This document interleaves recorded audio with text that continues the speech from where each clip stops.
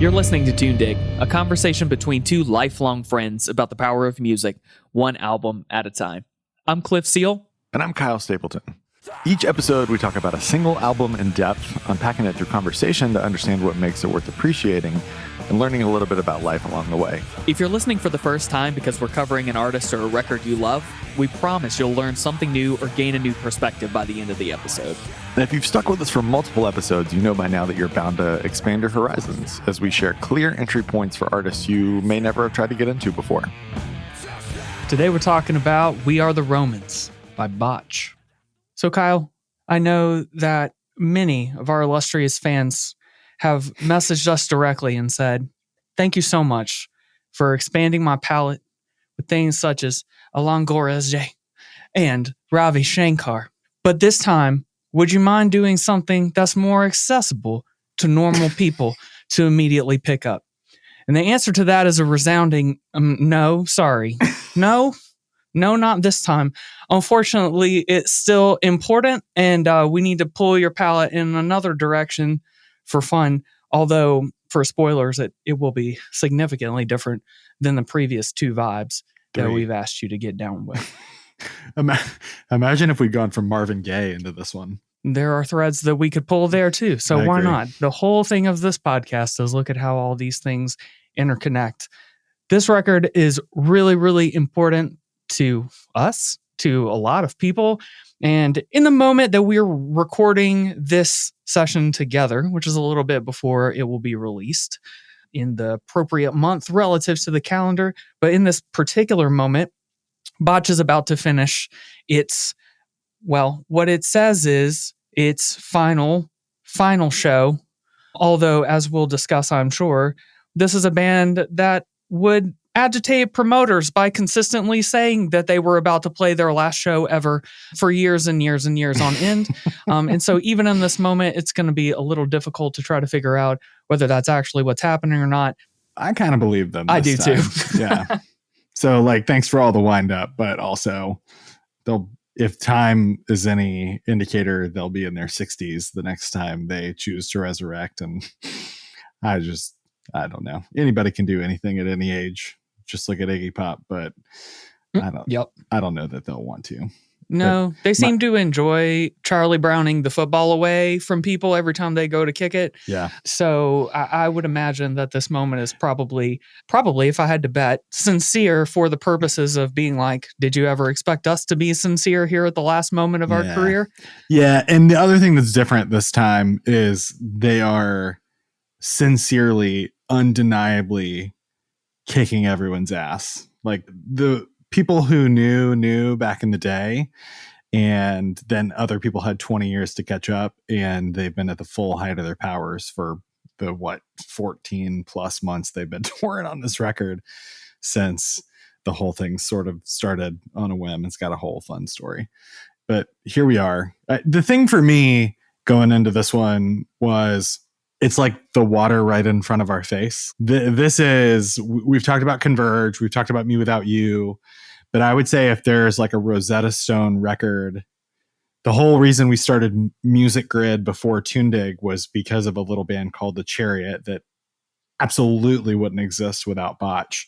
And I would say the majority of the center of the Venn diagram of our musical friendship owes everything to Botch and to this record specifically. So it's a bit like anyone who already probably needs to know knows. And then everyone else, why would you even bother going about convincing them? You know, how do you jump from Ravi Shankar to this, where it's like, it's so intensely personal and it's so about scene and niche and whatever. But I think there's some really good universal stuff to unpack here that I hope we avoid trafficking in the cliches that so many people have done in talking about this band and this record and what it ostensibly means.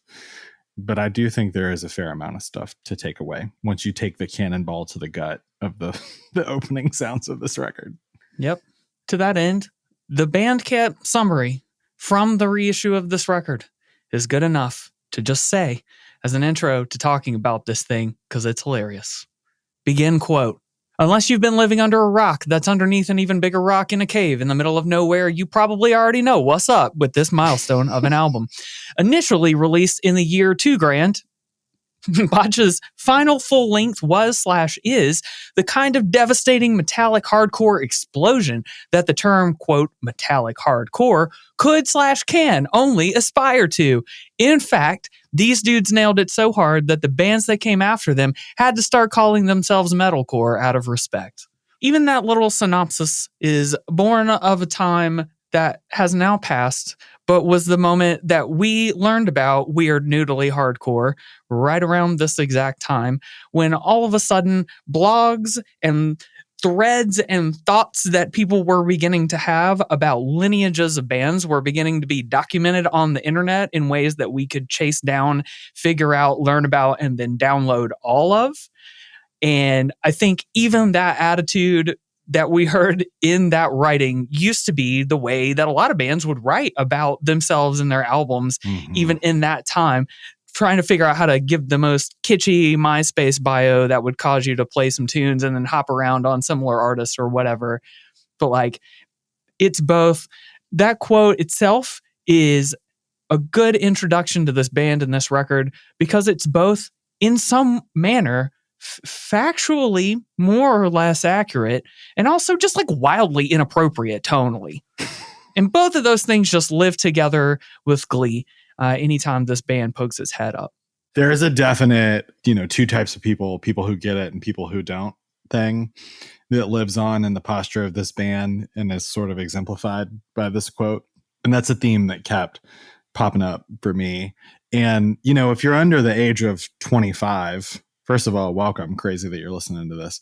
Second of all, it probably sounds farcical on its face, because if you grew up in the flattened cultural context of the internet, like it's almost passé to say like genres are irrelevant or, regional scenes are or whatever. But I guess rest assured, at least, that I, an older pit retired person, have always hated this kind of stuff as a word person, and the like imagined Berlin Wall between metal people and punk people, and just like the word metalcore makes me want to jump in front of a car. And it does such a disservice, like so much of the stuff around this does a disservice to the smartness of a band like Botch and the people in it. And I think that's where a lot of the pushback and the bristling on the record came from, is like, we're outsiders to the world already. That's why we've sought out these venues and these weird sounds. Like, why are we doing the same shit inside this room that they're doing out there outside the doors? Like, guys, can we take a minute and pause until we can figure out what's going on? So all that to say, no matter what your age, if you're a little bit of an antagonist or a misanthrope, no matter what the sounds do to you when you press play on this record, you can at least start with a posture that there is to appreciate. That's a little different than anything you're going to get anywhere else, because it's antagonistic, but it's also smart and self-assured. And I think you can sense that in the music. It's like impossible to separate into any kind of an objective first impression for us at this point. But I think I want to ascribe that sort of posture and being able to sense that feeling, connecting to that feeling immediately. Tell me more about Botch. Paint more of a picture about this band. We go to the 90s in the Pacific Northwest, where nothing was happening in music at all during that time, for sure. Certainly nothing that would go on to influence American music in any degree. But yeah, what you just brought up will keep playing itself out over the history of this band, both in their original active moments and then in the follow-up since then. But they were formed in Tacoma, Washington in 93, which I always really want to impress when we are talking about bands from the 90s who were doing sounds that created new genres 10, 20, and 30 years later, because it's very, very difficult, in my opinion at least. I was only one particular age in the 90s, but it's very difficult to imagine this band, Meshuggah, Dillinger Escape Plan, making the types of records that they did in a year that started with 19 in it. Mm-hmm. feels out of time and strange.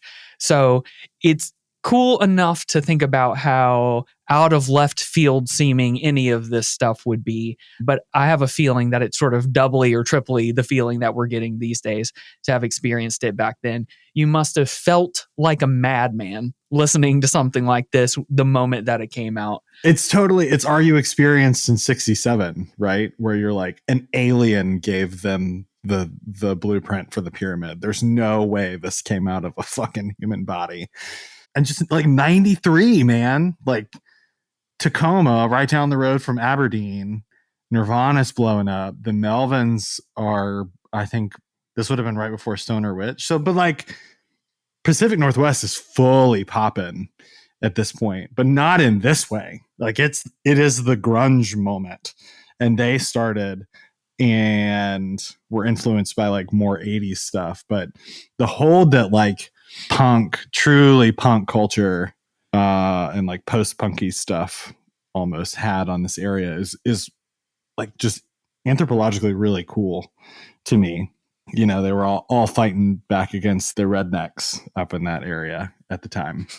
It's the culture of a bygone era. It's so interesting.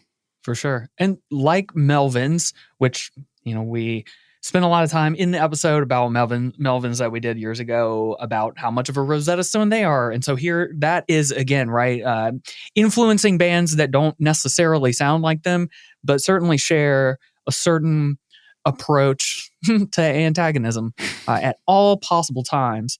Because yeah, like you were mentioning, you know, in the early 90s, that would have been, you know, Stoner Witch was 94, Houdini was 93. So they were already gaining what they would gain as the band Melvins.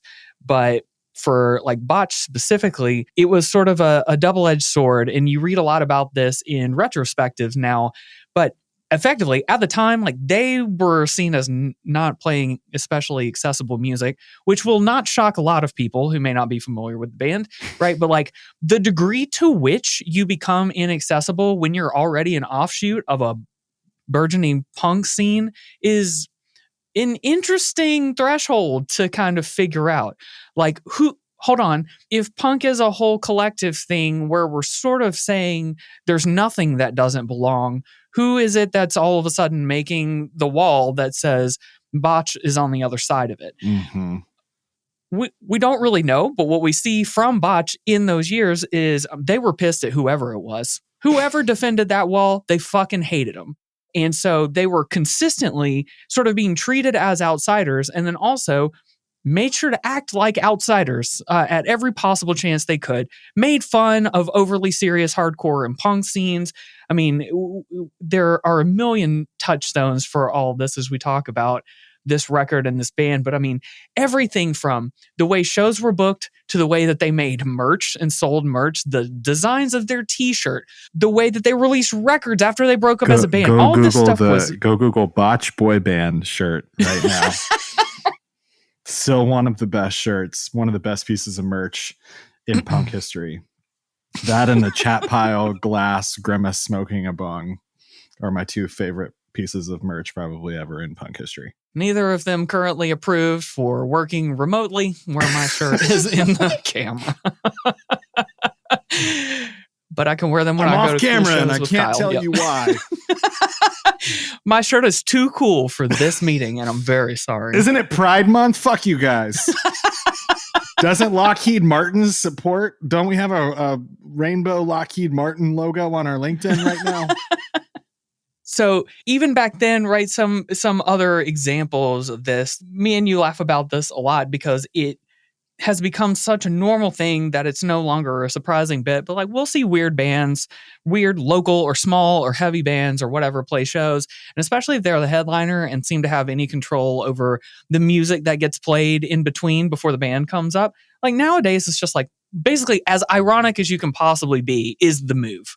Right? Mm-hmm. You are either at that point making a sincere statement about an obscure piece of music, or you're being intentionally obtuse and playing something that doesn't fit. And like that's become a normal, expected move. This is the kind of shit that Botch did then in the 90s, intentionally to like throw off any vibes of like overly serious pretension towards what it is that we are about to do, which is basically to make, well, discordant noise at seemingly random intervals for a really long time with high energy until we're done.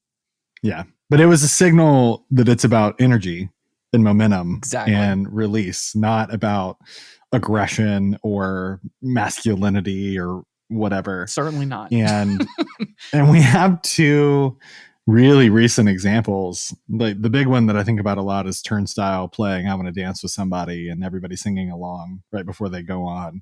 But then we saw He Is Legend for the I Am Hollywood shows like a week or two ago, and they played what's that Shania song, Man, I Feel Like a Woman, and everybody sang along there too. And like, of course we did. Only with forebears like Botch would that moment be not only acceptable but commonplace. Then kind of contextually for Botch as a band, but also the type of music that they were creating that was considered to be not entirely accessible to those scenes even then. 1999 and right there at the end of 99 and then into 2000.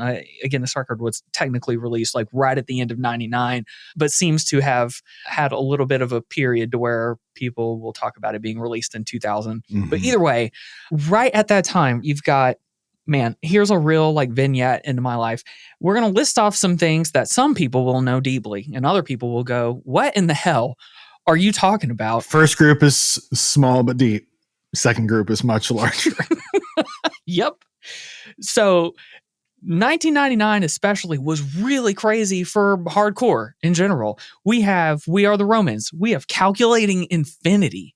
We have The Red Sea from ISIS. We got the Poacher Diaries from from Converge, sorry. And then not long before that, right, were Coalesce Records. Candiria was another band that came out during this time that was doing some pretty crazy stuff. Bands were experimenting with finding ways to become technical, but without having to explain the technical complexity of it at all. Mm-hmm. They were exploring ways to make complicated music without ever having to have really a rubric for deciphering it on the other end. It just sort of like, the more you hear about the way Botch wrote this record and then a lot of the other bands who were writing similar music, people just got a weird itch and then made it weirder and weirder and weirder and weirder until something had a very odd time signature that felt cool overall and then put that shit on tape. We're done. No one is counting out all the beats to start with and then subdividing them up with intention in a songwriting or composition type manner. You know, when you put this point in the outline, it got me thinking, like, was it just hardcore that had a moment in 99? But it's easy to forget because we're a quarter century on from it. But like 99 was sort of a feeling culture change moment in general. And like popular culture, and Brian Cook mentioned this in an interview, when they were recording We Are the Romans, Nookie was on MTV like every half hour, he said. He was like, it was astonishing to me that this song was popular, but like heavy music was popular, but also that it was like the dumbest shit you'd ever heard in your life. I caveat, Limp Bizkit fan, whatever. But it reminded me also of when we talked about Rated R by Queens, like, you know, my probably favorite record ever. And that was sort of a pushback to nu metal as well, and like a sort of a coarsening of the cultural sphere. That came out in mid 2000, and then Stankonia by Outkast came out October of 2000, sort of in response to the narrowing Overton window of what was acceptable in hip hop music at the time. And so it's really interesting to me that you have this like end of the millennium sort of fear and paranoia about what the next century is going to be. And we squeeze all this juice out of the end of the millennium, like right at the wire. And that goes for like artists and counterculturists of all stripes. And punk is like peak counterculture in our opinion. So I like looking at it through like more of an intersectional lens too. But yeah, holy shit, just in the heavy music, we did 30 or 40 years worth of progress in heavy music in a calendar year, which was awesome. Yep. Yeah, I had never thought of it before this moment, but yeah, you're right. I can see lots of other examples, including the moment that was weird for me when even though, 1999, we're in middle school, right? Mm-hmm. So my brain is pre-waking up to reality, I would still say at that point. But like, I remember that this will this will knock me down a few pegs in anyone's brain. In 99, The Fundamental Elements of Southtown by POD came out. Mm-hmm. And if anyone just responded viscerally to that, mention just for a second, hold on. I'm not saying the whole thing was crazy. What I recalled in that moment, though, was like Southtown, the song was big. Mm-hmm. And it's a hardcore song.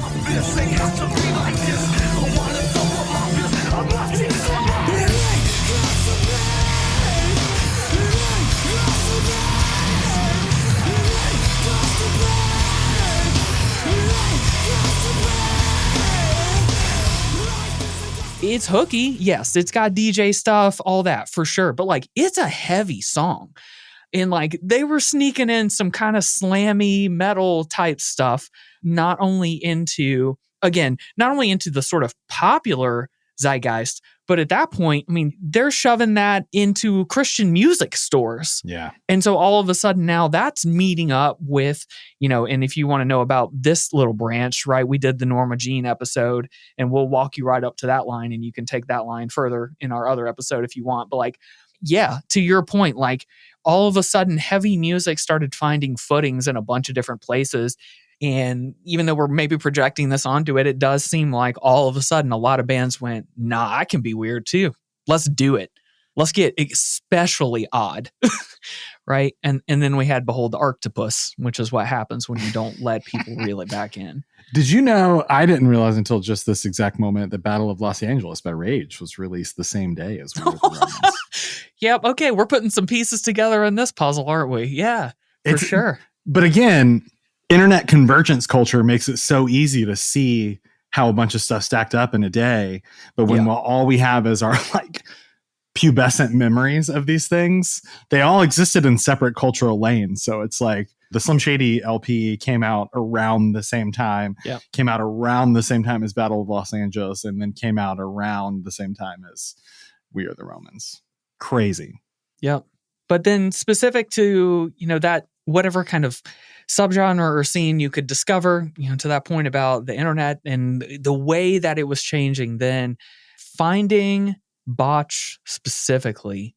And to this day, I think it's hard to think back to this moment, right? But when I heard transitions from persona to object, I was like, this makes sense to me. I know we've talked about this before in other episodes, like with Meshuggah, but like, there was a part of me that connected to music in a new way the first time I ever heard that really particular riff in a really similar way that like 43% Burnt by Dillinger Escape Plan will do it. All of a sudden you realize like something in my body and my psyche loves the way you just did a rhythm. Mm-hmm. The way you just made that unnecessarily hard to follow, but then I figured out how. And now I can just repeat it. Like I felt dialed into something in a way that I really hadn't dialed into music before then, despite wanting to study it and love it and learn from it already.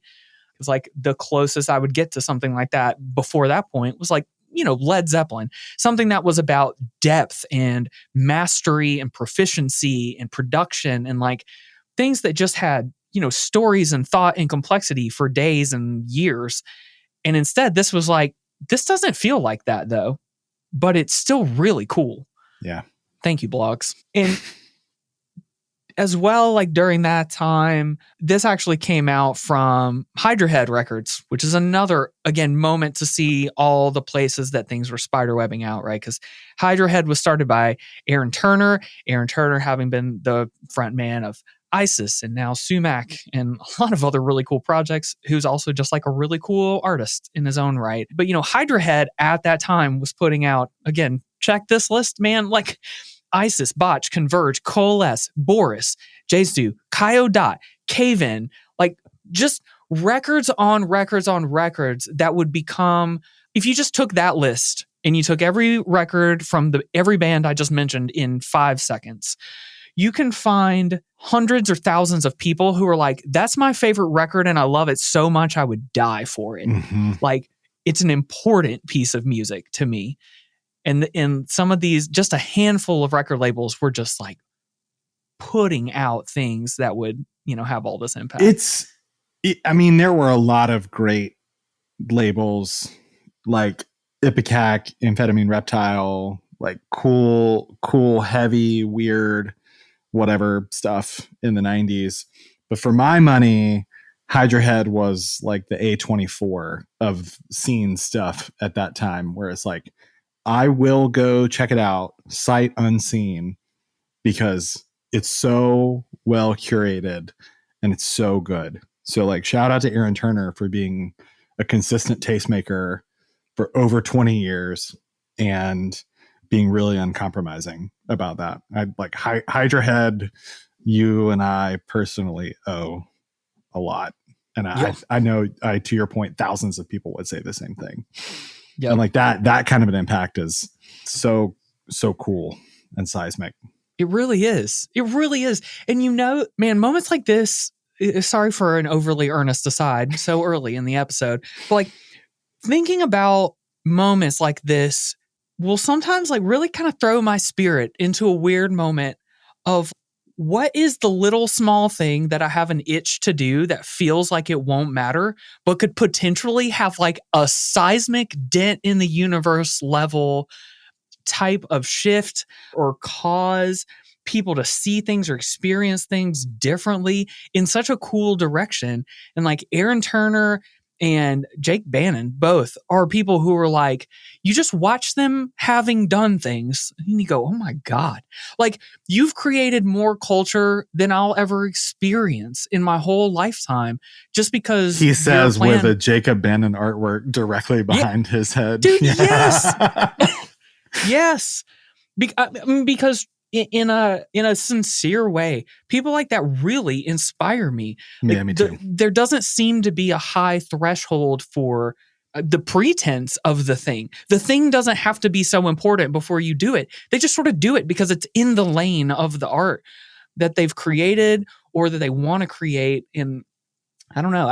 I have a sinking feeling that if you talk to either of them about it, they would never have the foresight to tell you, yeah, I knew that was going to make a huge difference. I knew I should start Hydra Head Records and put these weird bands out because I knew it would change the landscape of music over the coming decades. But it happened because they wanted to, and then it did. It resonates with people because the start and end of the ethos is I wanted to find a little bit of a lane that didn't exist that like spiritually evokes some of the things that I grew up loving and being inspired by, but like I want to find my own way to express those things. And I just want to do it. I will do it no matter what. It's not product market fit bullshit. It's not tech guy on LinkedIn, sociopathic depravity. It's I would do this if it put me in a tent and I had to live on the streets to do this. They all the guys like that have evolved really beautifully. And they're like, there is a mix of pragmatism or whatever that allows them to keep evolving and growing and finding new ways to reach people and connect with people. But I think at the end of the day, it's like, I just want to be around things that I really believe in, and I want to make things that I really believe in. One of the dudes in Botch in one of the interviews had the quote, I'd rather be proud of what I did than rich in my 20s. And they're like all the Hydra Head bands, there is a sense of pride of like, well, no matter what happened, we made the best and most original stuff we possibly could and didn't cave into a zeitgeist. We tried to find our own voice, and at the end of our lives, that's all we can ask for. Yeah. So we can take that little nugget with us. But even that plays out in the way that Botch got connected to Hydra Head at all to create this record. And then we can kind of talk some more about the music itself. But Aaron Turner contacted Botch and asked him to put a song on a compilation that Hydra Head wanted to put out called In These Black Days, which is a whole bunch of Black Sabbath cover albums. Released as a series of split singles, which for what it's worth was more innovative back in the day than our current hellscape of music distribution. But so Botch recorded a cover of The Wizard, which is just unironically my favorite Black Sabbath song anyway.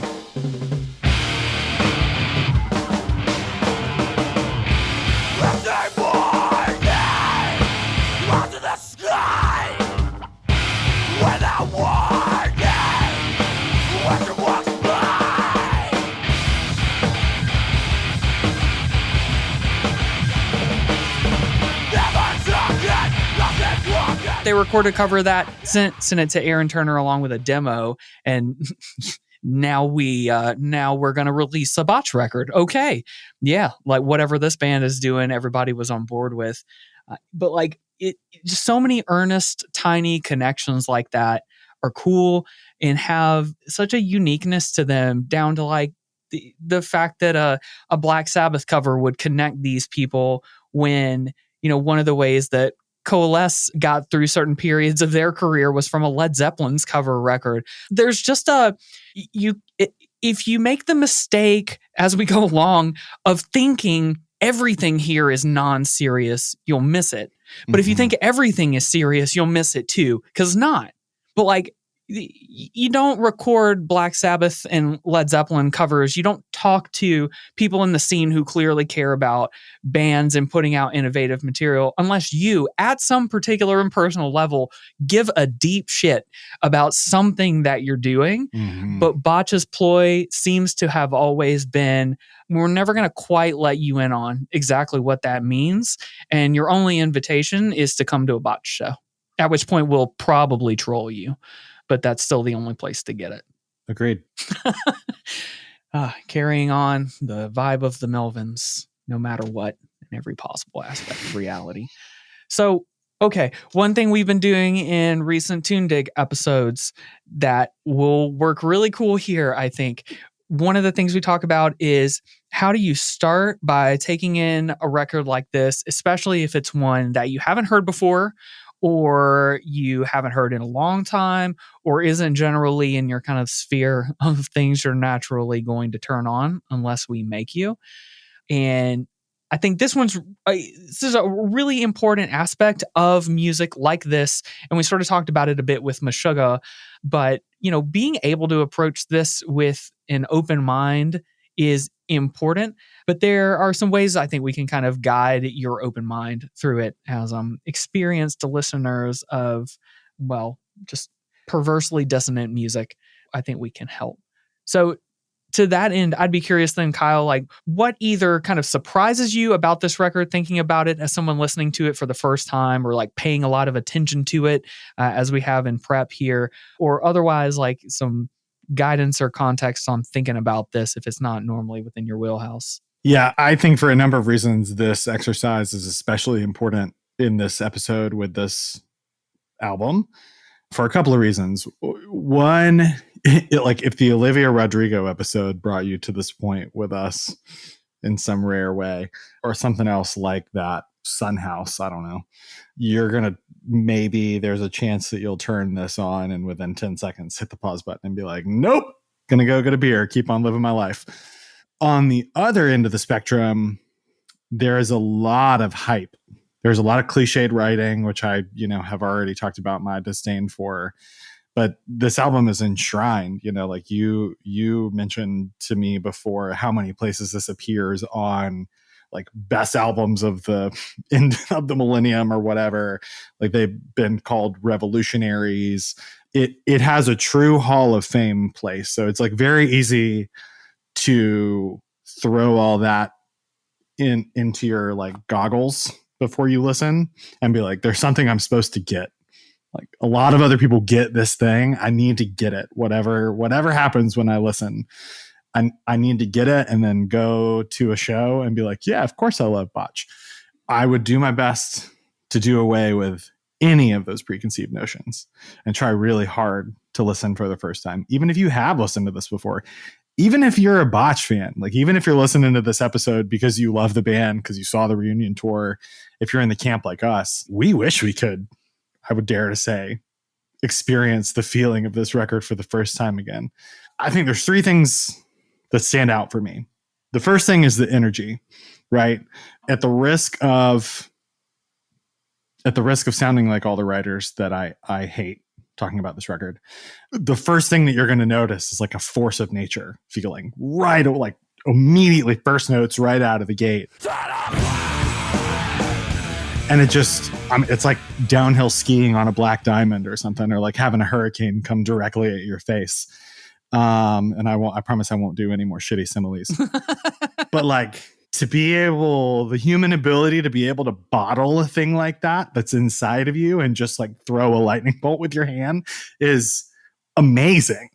And no matter what kind of music you're into or what kind of stuff you like in the world, just try to hop on that horse and grab it right away. The second thing is like there's a lot going on noise wise, but there's a tightness.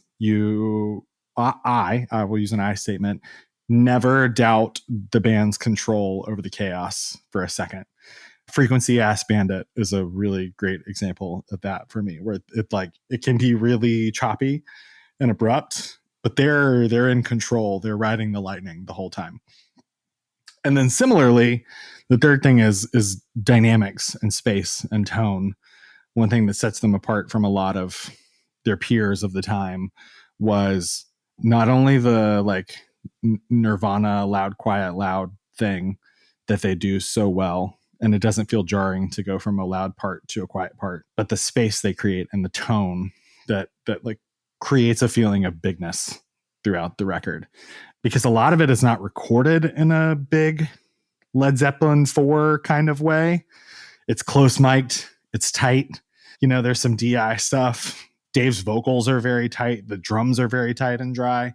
It sonically is not necessarily a record that I would think of as big, but there's just like such a torrent of shit coming at you that the dynamic stuff helps you zoom out, and it sort of creates space in the recording.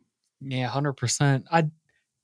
I remember that surprising me, specific to the sound of it, back hearing it even back then for the first time in, probably 48K on my iPod or whatever. Or probably, actually, it sounded pre-iPod. Like a monophonic ringtone. Yeah. Jesus. Yeah. So actually, So at that time, I would have been downloading this on Napster, playing this on the old family computer speaks with whatever headphone I could find nearby. And even then, crackle, needless to say. Yep. And even then, you'd be like, well, this sounds like it was recorded in a toilet paper tube. Why? And I do want to call out, speaking for myself, I guess, I don't love the production of this record. And I don't think that the reason most people love this record is because of the production of it. But it was a move. And I didn't realize that it was a move until, and we might mention this later, but Norma Jean, we covered that, we did an episode on their first record, Bless the Martyr, Kiss the Child. If that sounded like an ISIS record, the next record they had, Oh God, the Aftermath, sounded exactly like a Botch record. Mm-hmm. And it freaked me out when I heard it the first time, because I was kind of looking forward to that record and I didn't understand it. And then it didn't take but, even back then, a pretty quick set of Googles to quickly understand, Matt Bales did, this is him in both places. Now I understand. This is a very particular way to do hardcore, and it sounds this way on purpose. So I think trying to avoid but it's not like it's not like an Injustice for All thing where you're like, yeah, exactly. This sucks. Do I love it? Like, if I was in a heavy band, would I want my record to sound like that? No. Would I change it? Absolutely not. Like, it adds to, it's the fifth man thing. Yep. It adds to it. And I think some of the bite of it would be lost. It sounds good. And I don't really know how to convey like objectively, if you're a Nashville person, which Matt Bayless was, that's where he interned, and he worked with country guys on straight to tape all day. So again, it was a move. He knew what he was doing. They knew what they were doing when they produced this record. Yep. Is it objectively good? No, probably not. But yeah, but it is intentional. It is deliberate. Yeah. And it is good in the way that it wants to be. It's not like there's nothing about it that you hear it and you're like, this sounds like shit. It's dialed into what it is. But it's different. Yes to all of that. It's important to point out, though, because it has an outsized impact on how it sounds in certain contexts. This record changes the most to me, depending on what type of headphones you're listening to. Car, not. Bass, subwoofer, not. right? Like there's a very particular little alley that the bass guitar is driving down. And if your headphones are not good at that little, you just won't hear it. You just won't hear it. I agree.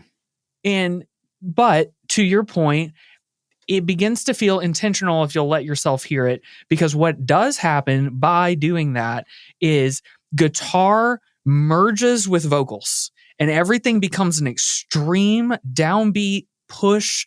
Like everything has an energy to it when everything's kind of coming down at the same time that disconnects a bit, I think, from the rhythm that's otherwise setting it up.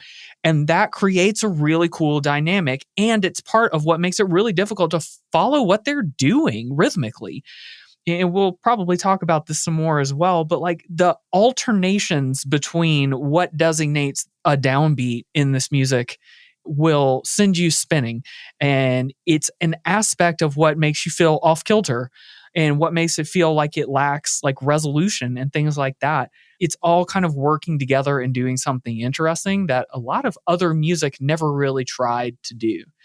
And for me, especially going back and trying to both remember what it felt like at the time and thinking about it now, like it still shocks me how little any of these songs resolve in a traditional musical sense, period. Root notes, choruses, payoffs in general, no. No. And it becomes even clearer that that's the case when you listen to bands who were heavily inspired by them and took more melodic directions and turned those into like resolving choruses and things like that. And so to me, this just like continues to kind of stand out as like it was a unified approach to something in particular that is very, very hard to execute unless your brain is already kind of preconceptualizing it. But if you want to hear what I think, first of all, to be even clearer, like there has already been a remaster of this record that came out, which is for the most part the one you're going to listen to when you're streaming. Mm-hmm. And I think that got released in 2006 or 2007, something like that, maybe. And yeah, 2007. And so that's already improving for sure. But then the 2 Minutes to Late Night guys did a cover of To Our Friends in the Great White North, and Kurt Ballew's playing guitar on it, and presumably had something to do with maybe the production or how some of that sounds. And I thought it gave an interesting insight into how would a whole bunch of people who definitely respect what was being done on this record treat the first song from this record, like the most recognizable sound in some hardcore subgenres at all is the beginning of this record.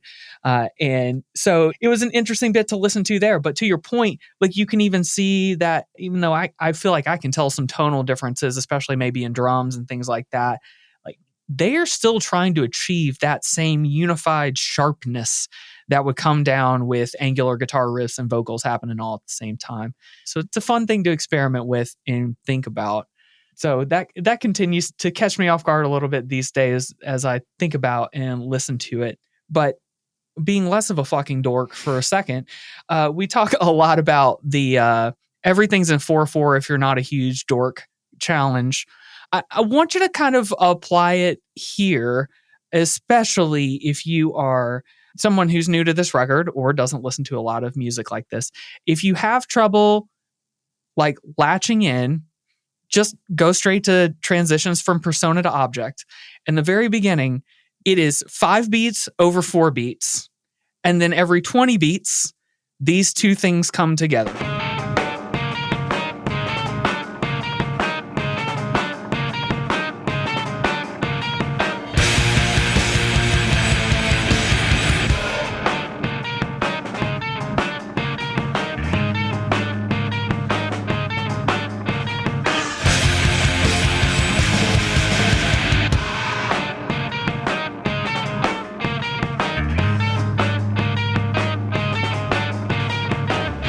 If you'll just kind of sit with that part of that song for a second and try to count out those notes and hear it, maybe, not for everybody, but maybe, some people it will like click in. You'll find out there's like a codex to this thing in a lot of the cases that makes you like, it's what makes the hook worth it. in a lot of these records is because once you get where that downbeat is, you hear it differently, and then you're locked in. I have listened to this record and thought, how would I be able to keep up with the changes if I were in this band? And they're definitely one of those, well, I would just have to memorize parts until they became muscle memory. Because to your point, I do think a little bit of it is inherent to them and the different influences that they brought to the room and like some of the weird tensions in lots of different ways. It's definitely not Polyphia or one of those bands where it's like the math is the point. And it's like, it's this and then it's this. And I went to Berkeley. And with very clean playing and everything. Yeah. It's just a little off. You know, I'm going to take this thing that's regular, and then I'll take out one little chunk here, and I'll stick it underneath over here on this other side until it starts looking kind of funky. But it definitely starts from a like, just what's a cool basic idea type of framework. Yeah, there's I'm not one for these videos normally, but there is a cool reaction video on YouTube of someone who's clearly like very well versed in music theory and is a composer reacting to C. Thomas Howell. It was one of the songs from this record. And he is I think it was Transitions from Persona to Object, but which by the way, multiple interviews, different band members have said, like, I think that's the high watermark of the Botch sound. So if you start with To Our Friends and that's too much, like skip straight to track 3. That's my favorite Botch song. Cliff, obviously you have an affinity for it. They played it pretty late in the set in the reunion tour. And it got quite a reaction. So there is something there.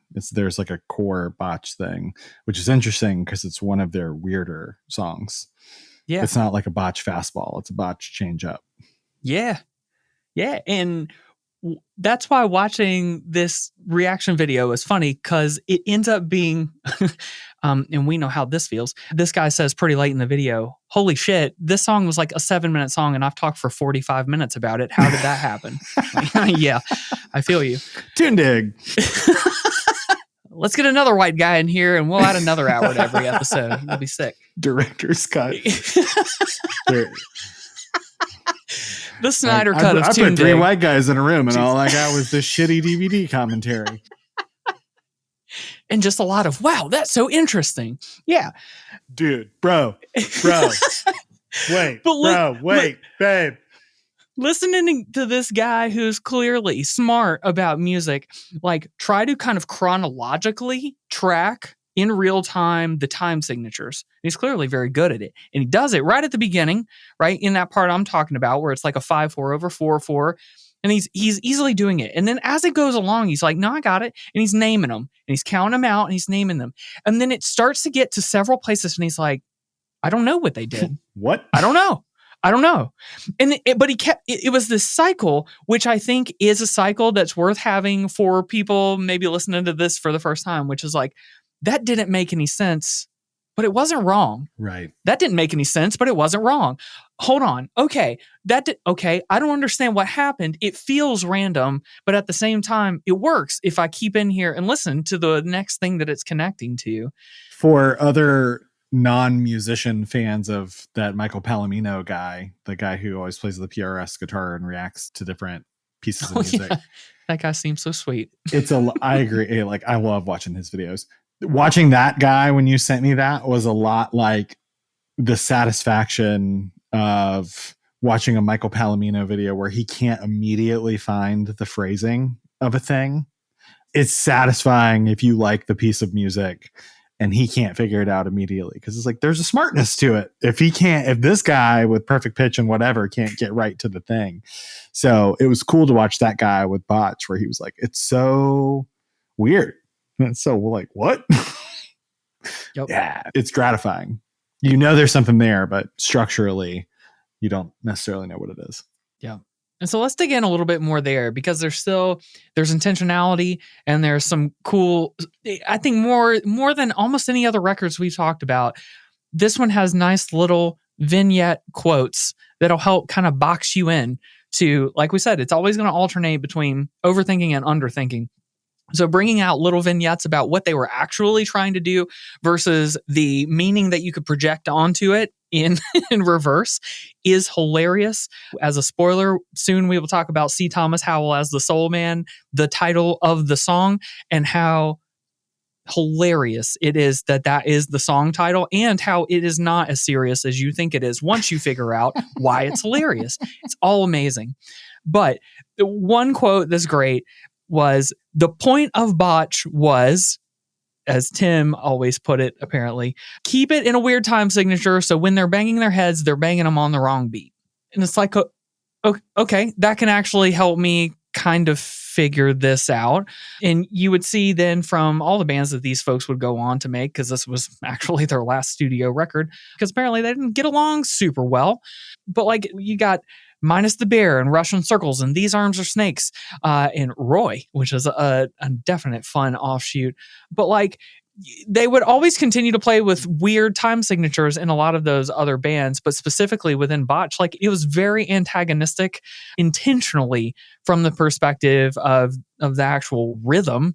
And then the guitarists were, I found reading about it fascinating, especially reading it now and hearing it from grown adults thinking about how they played guitar 20 years ago or 25 years ago, and hearing them basically talk about like the thought that they put into it was, well, we want it to be more complex than our last record because we were kind of just fucking around with one finger drop D tuning chord things then. So we wanted it to be more complicated than that.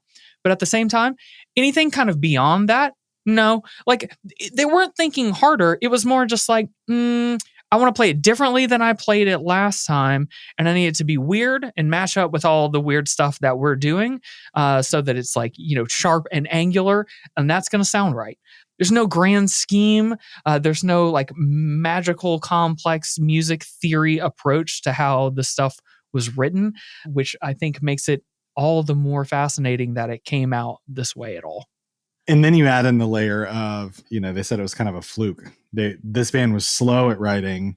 American Nervoso took a long time to put together. Some of the songs were 5 and 6 years old by the time that record came out. So they did a big tour on Nervoso.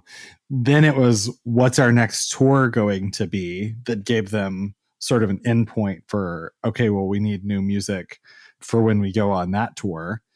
And they booked some studio time, and just so happened, I don't know, call it cosmic, whatever, to have a really fruitful writing phase. Nervoso took 2 years to write, and then Romans came out in less than 6 months. The thing that I love that they said about it, just as a self-professed creative, they said it was a flurry of creative activity, and it was almost like one of those things where once we'd given ourselves a few parameters, once we'd established that we were not going to do standard palm muted mosh parts, just cutting that completely out. So then it's, what can we do that's way more satisfying than that? So by creating boundaries and limitations, it opened things up for us, made us think a little more aggressively, and thinking outside the box made things a lot more exciting. Doing things like looping guitar parts and transitions from persona to object. We were by no means the first band to come up with that. You can listen to Self-Pity by No Means No from 1981, and they do a very similar thing in that song. But for us, that kind of musical technique was uncharted territory and super exciting. I love, one of my favorite creative exercises is more constraints. Like, even within the context of this podcast, going from what do you want to talk about into context, what to do on first listen, what to think about influence, just like three or four really specific things has been really liberating too. So like anybody who's looking to try to do anything new, impose a limitation. What can I do in 24 hours? That's why I love, I've mentioned it before, the Brian Eno card deck. Oblique strategies. Yeah. So I love it so much. Imposing a limitation or a dimension or whatever. Just like push the physics of your imagination, of your creative being in a direction. And they were definitely doing that here. And I think maybe another thing that you specifically and personally would probably align with that supports that same creative energy is when you find a thing, though, that really captures whatever part of you that's like, this fucking sucks, and I hate it and I want to make it better and I'm going to keep pointing at it until it gets better. That also motivated aspects of what they did, specifically with, like, we mentioned they were sort of immediately antagonistic towards and from the scene itself that they were maybe attached to. But they also had they were really hot on this thing back then. And then they still talk about it now, where one of the things they were repelling so strongly against, that punk had in hardcore had tried to become self-serious in a way that made them really uncomfortable. And they have, I mean, they're on record in a number of places. And I don't just mean musically. They're on record in interviews basically being like, we hate the band Race Trader and everyone else who's like them, who was at that time like a band who you like. It's pretty easy to go back and find the edges that Botch is pointing at and saying that's stupid now. But like, you could also see and empathize how bands and movements like that emerge from punk and hardcore scenes where people care. People care about a lot of stuff. We talk endlessly about people who are kind of outside of that scene or who have never come into it for a moment just to look around. It comes across as some sort of like aggressive, nihilistic, anti-community thing, when really the only thing that's right about that is it's nihilistic, but in a way where we take care of each other and we care about things really deeply and we yell about them until they go away, or we keep yelling. And like, so seeing bands respond so early and so harshly to the idea that you needed to become very, very serious if you're going to become a punk or a hardcore aficionado who cared about politics and things like that was part of what played into not only their whole vibe, but really specifically songs here, including the song See Thomas Howell as the Soul Man, which basically has lyrics, which maybe we can talk about this if we need to on this episode. But even when you talk to the vocalist about the lyrics he wrote, he's not super like, these are important and I thought a lot about them. It's pretty much, nope, I wrote them at the last minute. I'm a terrible procrastinator. And they themselves would go on to inspire decades of vocalists who then would just say vague, obtuse phrases over and over on top of riffs, and it became vocaling. But here in this song, part of the vocals were basically piping in this message where they hated really specific other bands and portions of the scene. But an extremely botched vignette of this whole thing, right? C. Thomas Howell was a person, a human being. Is a person? I'm not actually sure at this moment. He's still very an much actor. alive. Okay, great. You never know anymore, right? This person was an actor. He acted in the movie Soul Man. In the movie Soul Man, he portrays a character who, and I'm going to mega shorten this, he plays a character who wears blackface to get ahead in society. And so if you stop in this moment and you take that information and you go, well, that's quite a statement, right? Look at what they named that song. What? Okay. So they're pointing at specific bands saying, don't put on an act of self-seriousness in order to elevate yourself above other people, because all you're really doing is reinforcing the systems of oppression that you're trying to rebel against. And you can write this whole story about how genius it is that they ended up titling the song like this and how it highlights something so maybe insightful about their perspective, when actually they ended up naming it that because there were tapping parts on the guitar in the song. So they started calling it Taps, and they thought C. Thomas Howell was in the movie Taps. So they started calling the song C. Thomas Howell, but then they realized he wasn't in Taps, but he was in Soul Man. So the title of the song is C. Thomas Howell as the Soul Man. There's so many moments that remind me of Donald Glover's Wu-Tang name generator moment, where like everybody was messing around with it, and then Childish Gambino came out for him, and he was like, wait, I have to be a rapper now because of this one weird party trick.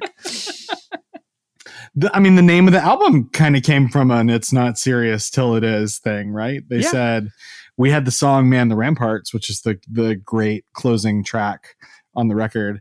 And I had just written the line, "We are the Romans," Dave Verlin said. Brian thought it'd make a great title, and Brian determined many of the song titles, crediting J.G. Ballard's Atrocity Exhibition. Great Danny Brown album title. Shout out J.G. Ballard for years of inspiration.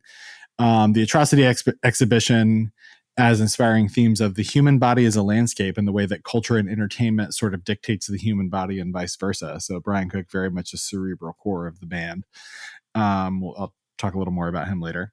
Anyway, on Man the Ramparts, the line "We are the Romans," Brian thought would make a great title, but Dave thought it was a totally silly gladiator song because the riff is kind of huge. So he was thinking about chariots and fire and stuff like that. And it sounded like I pulled the words out of Conan the Barbarian. But then we in the band started talking about the social decline of Western civilization and how Americans are the new Romans. It's all slaves and Caesars. So we made it work. And then Brian said, I don't think Dave was originally trying to make some grandiose statement. I think he was just singing about Romans and using all of this cheesy medieval imagery. At the time, it seemed like sort of a joke, but when we went into the studio and actually finalized everything, it actually kind of worked as a metaphor for America as an empire in decline. So if you're looking around the scene and you see all these self-serious shitheads and you look at the larger world and Nookie's playing every 30 minutes and everybody's fallen for the saxophone playing dipshit in the White House who's doing war crimes and criminalizing poverty, then of course a little bit you're gonna be like, I don't care, unbuckle me from that roller coaster until you lock into something really interesting, and then you're like, oh no, wait, hold on, actually. Yep. And apparently for practically every song title on this record, it was pretty much seemingly just Brian Cook.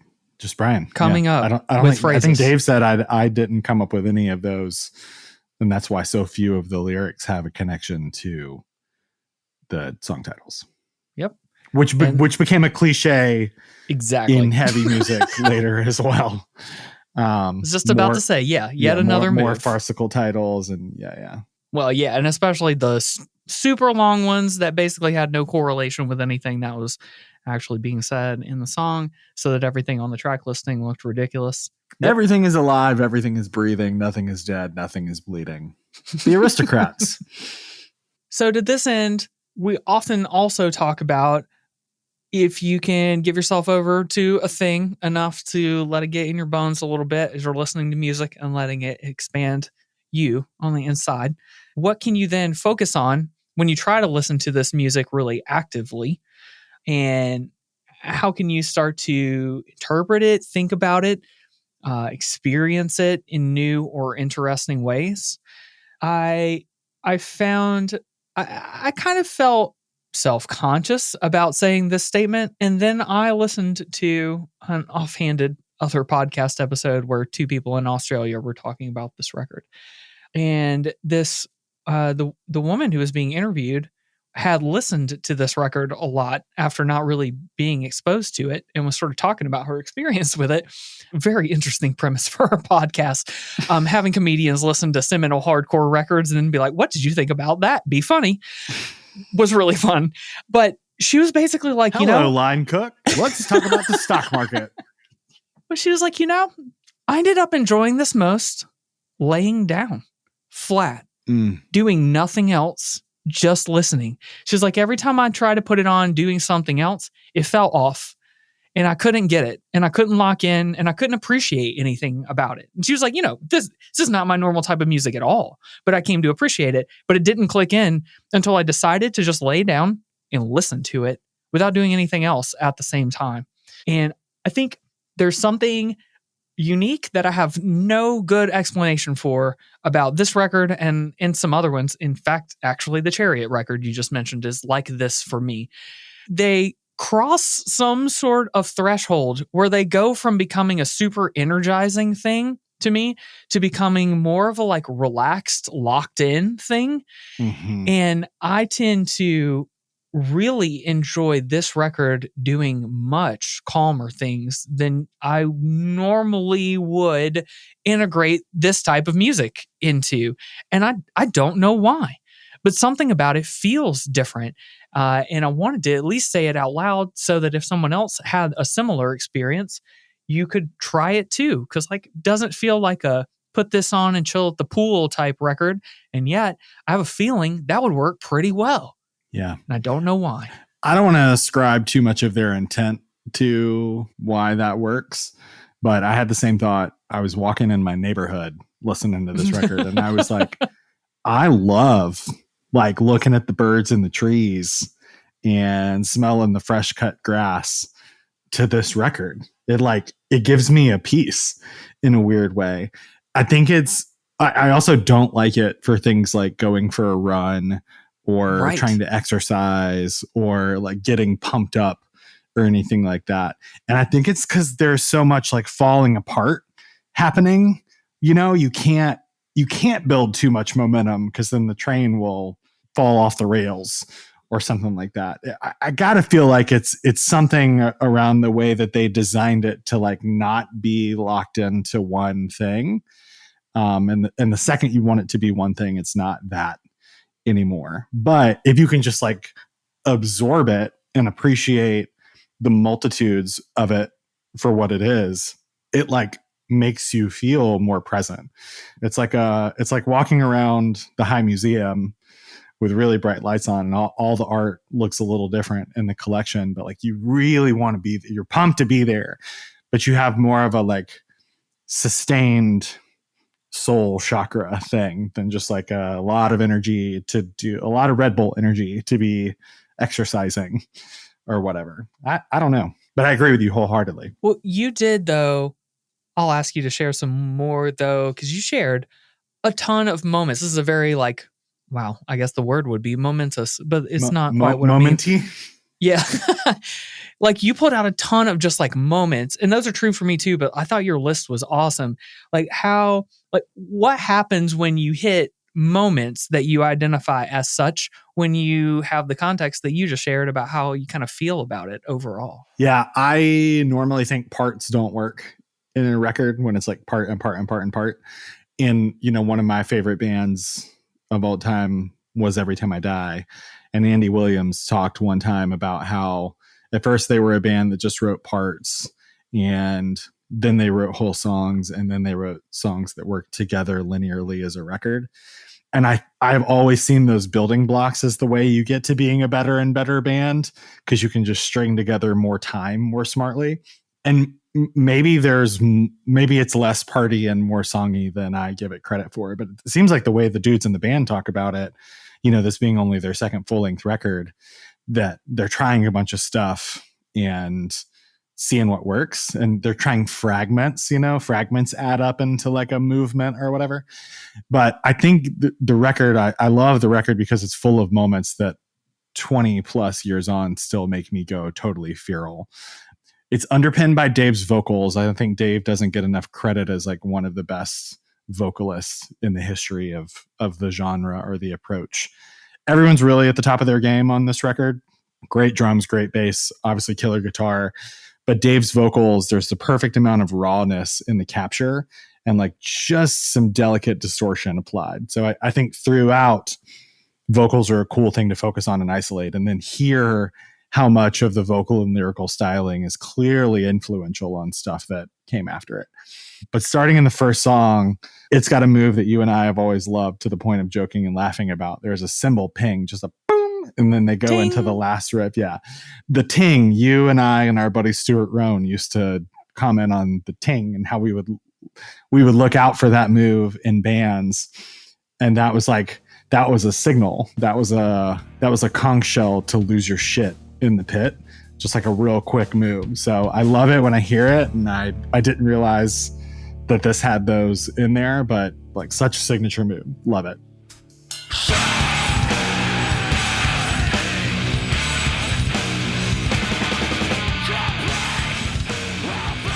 Then you go into Mondrian, that's got a weird count, but it always hits. I think it's the first time also that I really noticed Brian Cook's bass tone. He does a really like gnarly, nasty, gritty, but cool, tuneful, melodic bass tone.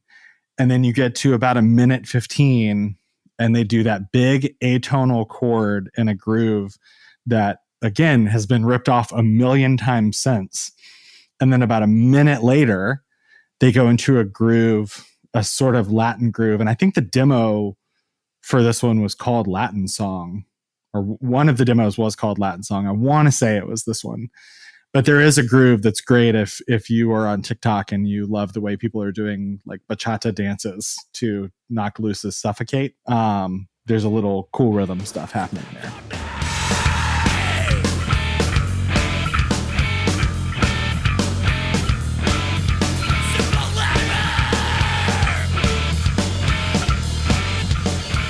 We've talked about transitions at length. You can obviously see where the guitar here evolved into Minus the Bear. And shout out to our boy John Asante, who is a longtime Minus the Bear fan. And he and I like parallel pathed our way in college into being like, oh, we both love Dave Knutson's guitar in really, really separate contexts. He got me into Minus the Bear because he was like, the guy from Botch is in this band. Initially, I was like, I don't know what this goofy shit is. But I really, really love them, and they became a band that I love a lot. So there's some really cool mathy, tappy parts, and then he does a crazy like robot death rattle solo with some sick pedal work at about 5 minutes into the song. Then the channel sort of interlude thing shows how good they are with space. We talked about dynamics earlier in the episode. They like oscillate through dynamics really naturally. And then if I recall correctly, there's some like recorded audio, like an audio segment or fragment that they work in, which became sort of a staple or a cliche in the genre. C. Thomas Howell, we talked about what they call the ending, the big, huge chord part, which is actually like 2/3 of the song, starting at about 1.5 minutes. It's the ascending bass notes and the guitar taps with delay that goes into this like sort of big triumphant part. And everyone in the band was quick to be like, yeah, Brian came up with that chord progression. He's great at writing those things. So like the fact that song is so resonant with their fans, partly because it's a fuck you song to other bands in the scene, and partly because it's just like kind of got a cool triumphant energy. A lot of that comes from Brian Cook.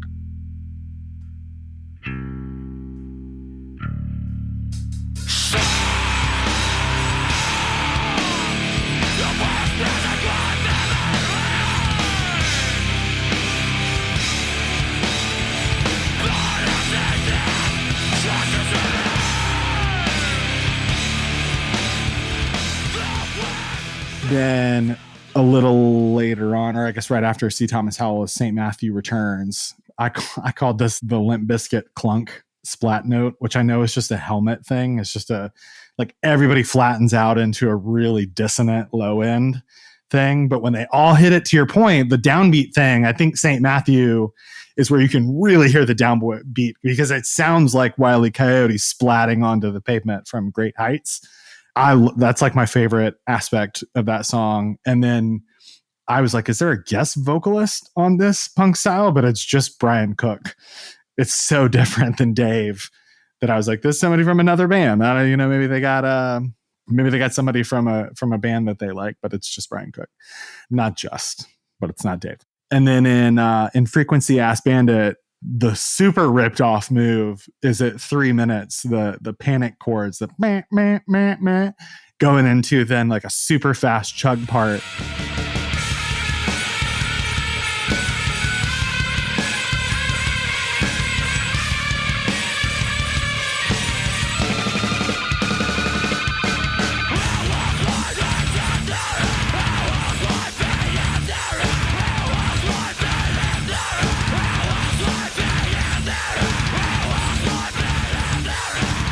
With like repeated lyrics that make you want to jump up on somebody's shoulders and scream it directly into the mic. Like it's like the part of all parts in this like smart hardcore music. And the lyrics are who holds my fate in their hands, not you, after the refrain of who holds my fate. All the lyrics, all the breakdown lyrics that I've ever loved in hardcore. And I know this is because we grew up in the South around like the pseudo Christian bands and whatever. They have a little bit of a like biblical apocalyptic thing to there's a little bit of a literary reference. It's a little bit biblical. It's a little bit probably more cerebral than like a throwdown or a hate breed type thing. And Frequency is an example that I I look to often in terms of like a good, smart, but not too smart for no reason refrain. And then you go into Man the Ramparts, and there's the refrain of We Are the Romans, and just the huge big chord that starts and repeats throughout Man the Ramparts is sick. It's a great, huge I love a huge album closer. I love it when bands go out on their biggest note, and they certainly do here. Yeah. Breaking out chants was a cool move, which will surprise you if you listen to this whole thing, especially straight through. Mm-hmm. Man, yeah, that was great. And I bet if I had to challenge you, you could do another 10 moments that you pulled out of nowhere with another singular listen through the record. Because these are the types of just like, you can just timestamp stuff that's like, well, that was fucking cool. That was crazy. Mm-hmm. All right, that was shit. That one got me. Go back, do it again. Okay, I got that. Now I'm going to be ready for that one next time it comes around. I think when you listen for parts, you understand why so many bands rip this band off. Because if you just isolate it to an atom, you're like, I think I can do that. But what made Botch great is they put together 45 minutes of them straight. And they work much better in the context of each other than isolated. And other bands tried to take them and like make them their thing. But it's just 45 minutes of pretty singular moments that they mash together in really dynamic ways. It's just a shit ton of 1 and 1 make 3. Just for a long time over and over. Very, very alchemic in that way. Yep. So we've talked about this a ton, but I think it would be helpful to do. We've done this once or twice in past episodes. We want to kind of talk about the constellation of things that this created as a result of existing at the time that it did. And we've mentioned a ton of these, but this is a good, like, let us be your related artists in your streaming app thing, because they suck and we're good. So one avenue that we've talked about a number of times, right? If something in this connects with you, welcome. You are a person like us, and we welcome you. We don't know what that means either, but we welcome you. And you, especially if you're new to this journey, I have good news for you. You will never run out of music. So not only other Botch stuff, yes, but also ISIS, Coalesce, Converge, Dillinger's Escape Plan, the Blood Brothers. Okay, all bands who, like, we're not even talking yet about bands who were inspired by them. We're just talking about bands that existed at the same time as them and were connected to a similar zeitgeist, and went in different directions. And, you know, we mentioned a few episodes we've done. We also did a Converge episode in the past, so I encourage you to check that one out. We love Converge, both of us, just undyingly. But all those are bands that were sort of doing really similar. When I say similar, I mean similarly ethos. Yeah. Yes. Similar ethos and similarly abstracting from similar ideas. So I don't mean to say that all these bands will sound the same, but they all they don't even a little. No. Yeah. No. But they take off in interesting directions from a singular point, and you can start to pick out which parts, you know, you really dig. Just a pure example, like even from the bands that we just mentioned, right? Like Coalesce is an inherently, to me at least, like vocal fronted band. If you really, really like the sound of vocals in hardcore, you get a lot of what you get in Botch, but with a front man who was scary and large and approached the whole thing really differently, right? Whereas like Converge, as we talked about, killer front man there, obviously, but the approach is very different. They are making singular noise. It is intentionally not complex, but intentionally, I mean, composed. They are very smart. They're doing a lot of things on purpose. Whereas on the other hand, like, you know, we mentioned the Blood Brothers, like that's going to be in the we are endlessly antagonistic direction of things, right? Like I like the Blood Brothers, but it's not the same type of experience you get listening to this record. So there's just like, and I mentioned earlier, Candiria too was another band that was around during this time doing really similar stuff. And that was the sort of handful of bands that I discovered all at one time and went, well, fuck. I like all of this now. And this is who I am. Related to that, then, are bands that resulted from these people being in Botch to begin with.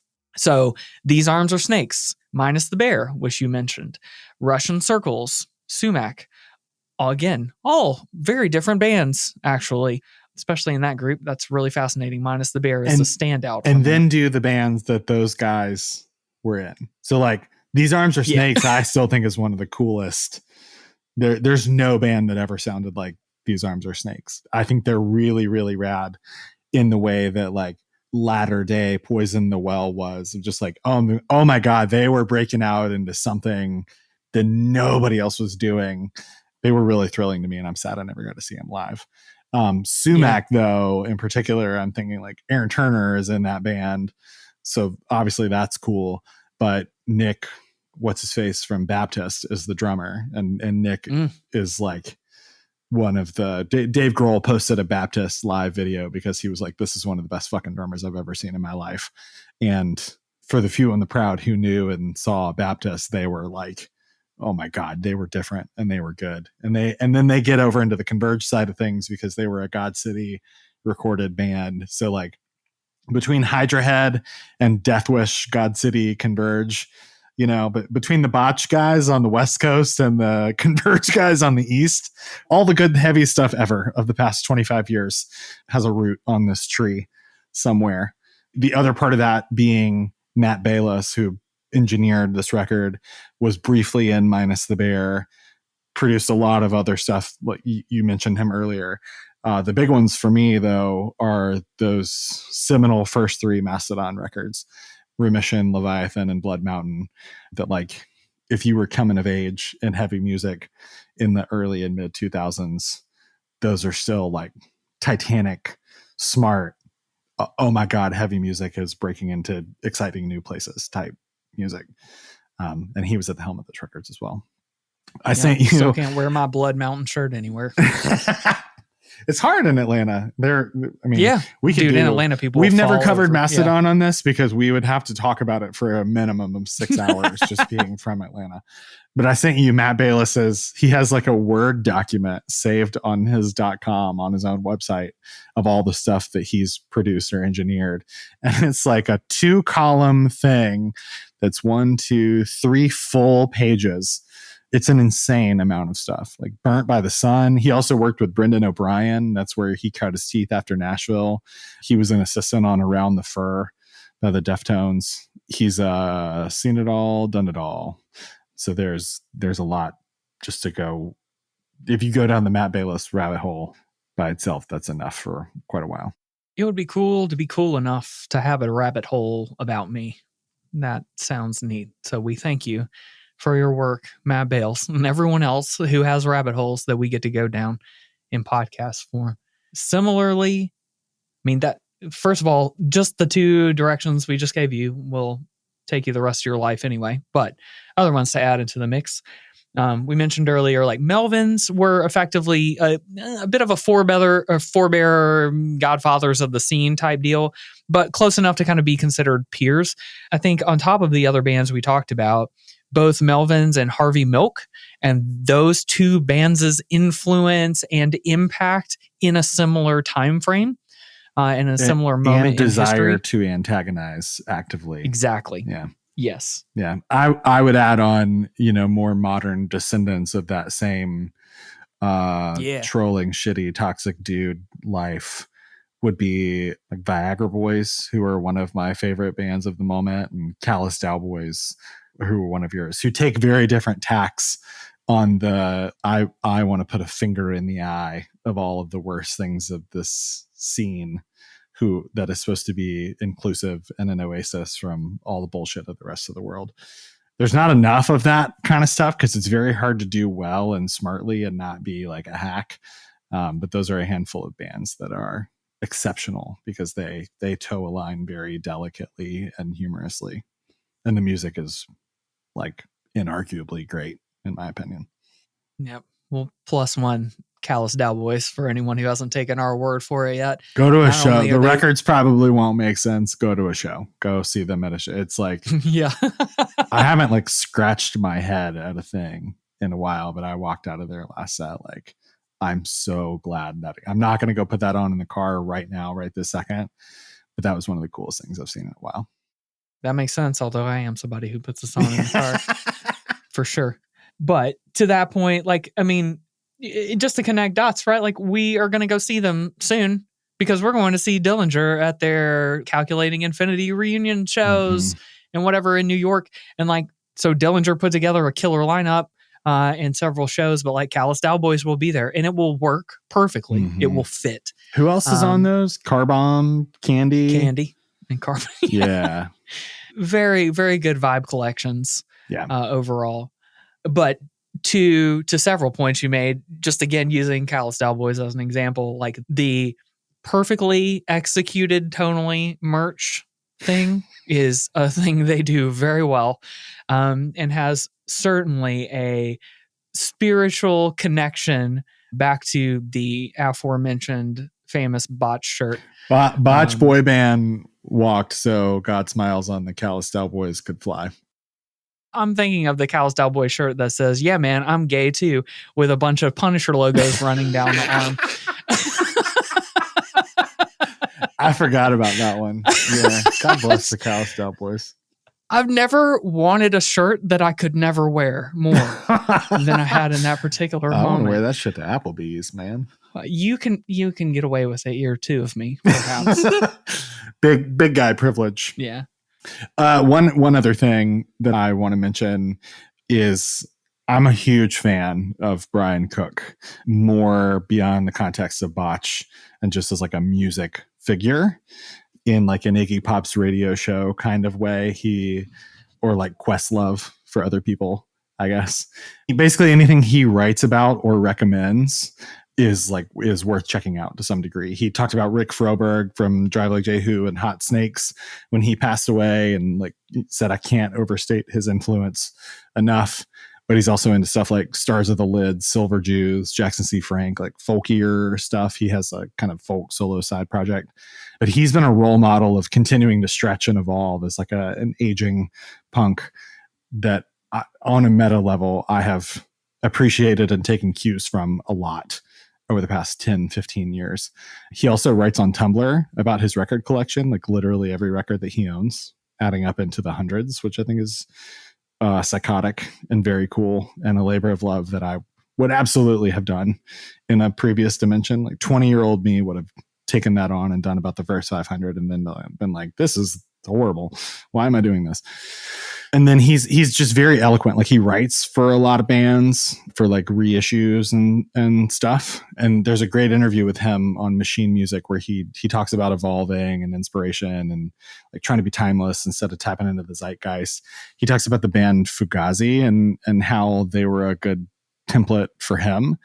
He said stuff like they set a very high bar as to how bands should conduct themselves. And I think a part of growing up is realizing that only Fugazi can be Fugazi. Only Fugazi had the leverage and the power to do the kind of things they did. They don't necessarily need to be rule makers, you know? So I think one of the great things, talking about the serious, unserious dynamic of Botch, is like, never get boxed into your own like the point was to get out of the box. So never put yourself in your own box. And that was what made Botch, I guess, like harder to appreciate widely in their time. But it's the best lesson that you can take from the band too, is like constantly be outrunning the box that you inadvertently, accidentally put yourselves in just by like time and repetition. So that's why I'll always love and respect the band, because they left behind a good template. And I mean, like they blew themselves up at exactly the moment where things started to happen. And I'm a big believer in things only being good because they end or because you know they're gonna, and like never overstaying you're welcome, never playing the chorus too many times, never being Metallica and being like, well, I like these parts, let's do them for 8 minutes. Like always understay you're welcome and leave them wanting more, and never let them guess your next move. If they can guess your next move, you've already lost the war a little bit. This tees me up well for our last section that we make sure to hit on that I really love. And that is, if in listening to either of us, or more importantly, listening to this record, something happened, something connected with you, what do you do outside of what we're encouraging you to do with just the music itself, where you can experience it and learn from it and hear new things and all that? That's music gives you eternity in itself. So that's always good enough. But a lot of times, like, music compels you towards something else. And I'm going to channel some energy from, we did a series of podcast episodes called Friday Heavy. And we spent a lot of time talking about artists in closer to this scene, and particularly ones who are active, releasing records and touring. And so when I want to encourage you, and I bet Kyle will agree, when I want to encourage you about what to do when a band exists in that moment and you like them and they're doing something good, please go to them and give them your money and support them now. Not because it's all panicky or terrible, but simply because bands are very, very hard things to keep together, even when they're doing monumentally huge things to an art. We have to, as much as we can, capitalize on moments where you are humanly available and a band that's really good is coming through your town or somewhere nearby, and they're going to play a show, and like that show matters and adds up into the big Lego piece that comprises their career. And you simply do not know how long a band is going to last. You don't know even Power Trip is an example, man. Like, everyone who got a chance to see, who could have seen Power Trip before Riley Gale died and didn't, regrets it endlessly every day. And like, that's because you could have been a part of something and you could have supported it when all those human beings were there to receive that from you. And like, it doesn't have to be super important or deep or spiritual necessarily, but just like, we're encouraging you when a band is available and they're playing shows and you're connecting with it, find a way to be a part of it in that moment, because you're going to get something out of that you're never going to be able to go back and get later when you're just listening to it. Yeah. You can't have it. And the older you get, the more you appreciate the I got to be there then moments. I bore witness, or I was part of creating it. I think the two motivators, for anyone who's like, I'm pit retired, I have a kid, I'm too old, whatever. One is the Riley Gale thing. I'm so grateful for the times I got to see Power Trip. And like, sometimes that kind of thing is the motivator for like, it's a weeknight, I've had a long day of work, I'm tired. What's going to get me off my ass to make the drive to go see the show? It's that, well, it could be over tomorrow. Like, this band could implode. Two is, in spite of the odds, the scene is really healthy right now. We are experiencing a moment in heavy music. So like, all the openers from Botch's reunion tour are good fodder. Like, go look every single one of them up and go check them out. But like, Scowl, Gel, Zulu, Pest Control, like I could name a gazillion who we've either seen sometime this year or we will see later this year at Furnace Fest or something else. It's an absolutely incredible time. Like, the Gen Z kids are straight up killing it. So if you want to feel like you are part of a moment, this is the time to do it. Go to shows, go check stuff out, go to your local watering holes and watch bands and support them. There are 100 more coming up that are inspired by those bands that like we don't even know about yet. So be part of it. Be different than a generation or two ago, where like, you have a little more capital now. If you got a little extra scratch to give them, be a supporter, be a godfather or godmother or god person of the scene. Be a person who helps the ecosystem flourish. And related to that, another thing I'm realizing that I sort of been able to reflect on thinking about this music too, when I tried to figure out what it is about it that connects with me, you end up with thoughts that don't have a lot of words attached to them. You can't quite discern the thing that you're trying to think through. But for me, one thing that this reminds me of, because sort of, if you can imagine the music in this record as a bit of like a physical structure, there's more going on inside of it than anyone sort of actively detects in the moment. And I mean something more specific than just it's greater than the sum of its parts. Not necessarily. It's not an equation. Like, it's not linear in that it's more or less. It's different every time you listen to it. You pick up something different or a different feel sort of every time you interact with it. And for me, I often feel like a person who has more going on inside than the container on my outside shows to anybody else.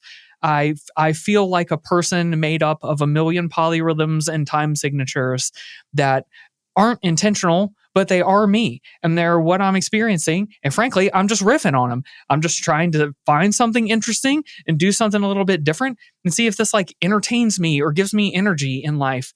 And like something about knowing that this music exists and how people connect with it and how they talk about it motivates me in a really strange way to just be more of myself. I actually don't have to explain it. There doesn't need to be a thesis on the cover. And honestly, just like this band, just like someone is listening to this album or this episode right now going, nope.